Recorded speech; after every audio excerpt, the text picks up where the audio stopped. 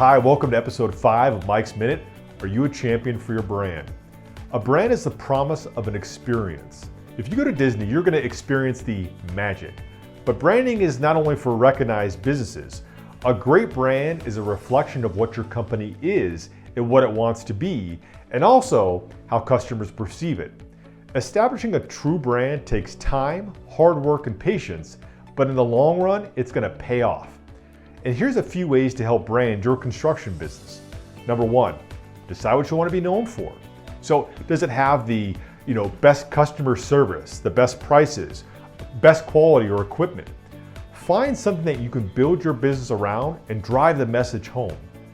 2, choose a logo and brand identity that represent the business. Make sure to select colors, design, fonts, taglines that represent the core value and the messaging of the business. Number 3, the internet is your friend.